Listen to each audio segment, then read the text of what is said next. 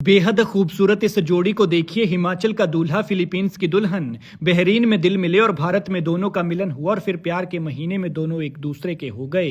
34 का दूल्हा, 27 की दुल्हन, हाथों में लाल चूड़ा और मांग में सिंदूर। लाल जोड़े में सजी विदेशी दुल्हन और चेहरे पर मुस्कान। सनातन की ताकत देखिए। उसे भारत और भारतीय से ऐसा प्यार हुआ कि उसके लिए सब छोड़ आई और भारत आकर उसके साथ हिंदू रीति रिवाज से शादी रचाई।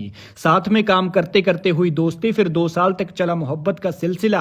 प्यार परवान चढ़ा तो भारत आकर हासिल किए मुकाम और अब देखिए दोनों कितने खुश लग रहे हैं। जिम्मेदार दूल्हे का दीवानापन भी देख लीजिए। मामला सच्ची मोहब्बत का था, इसलिए पहले लड़की से पूछा, क्या तुम दूसरे देश में शादी के लिए राजी हो? फिर भारत आकर अपने परिवार को सारी बात बताई। परिवार ने हाँ की तो लड़की के घर फिलीपींस पहुंच गया।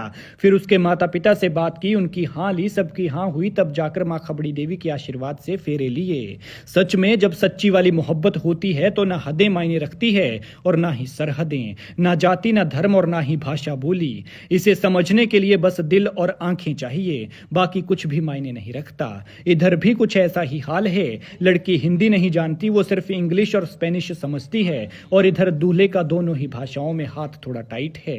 ये बिलासपुर के झंडूता के कुठेड़ा के मनोज कुमार हैं और ये उनकी विदेशी फिलीपींस की दुल्हन समंथा। सच कहते हैं कि जोड़ियां ऊपर से बनकर आती हैं, किसका मिलन कहां होगा ये कोई नहीं जानता।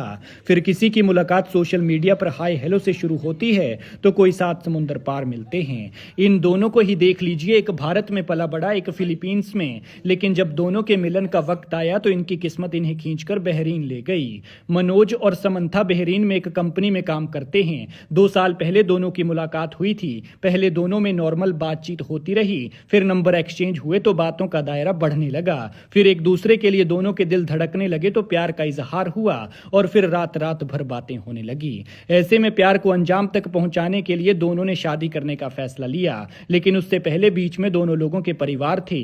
दोनों परिवार की मर्जी से ही शादी करना चाहते थे। ऐसे में मनोज परिवारों की रजामंदी लेने के लिए निकल पड़ा। मनोज ने पहले भारत आकर अपने परिवार से बात की। जब इधर सबकी हाँ हुई तो समंथा के परिवार से बात करने वो फिलीपींस निकल गया। वहां समंथा के परिवार के साथ 1 हफ्ते तक रुका। समंथा के माता पिता ने लड़के को जांचा परखा और जब सब कुछ ठीक लगा तो शादी के लिए हाँ कर दी और पूरी तरह से मंजूरी दे दी। जिसके बाद शादी की तैयारियां होने लगी और बीते रोज यानी 21 फरवरी को दोनों बिलासपुर के सुप्रसिद्ध माता खबड़ी देवी के दरबार में माता को साक्षी मानकर शादी के पवित्र बंधन में बंधे।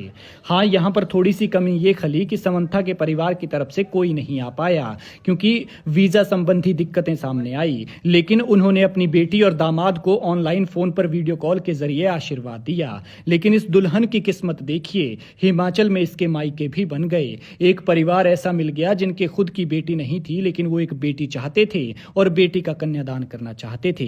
अब उन्होंने फिलीपींस से आई इस बेटी को अपना माना और उसका कन्यादान किया। सनातनी रीत रिवाज से दोनों की शादी हुई, फेरे हुए, वरमाला हुई, स्टेज हुआ और फिर मंदिर के महंत श्री रूपेश्वर गिरी जी महाराज के आशीर्वाद से दोनों ने नए जीवन की शुरुआत की। और देखिए अब ये जोड़ा एक साथ कितना खूबसूरत, प्यारा और खुश लग रहा है। खैर, दोनों को बधाई दीजिए और इनके सुखी वैवाहिक जीवन के लिए शुभकामनाएं।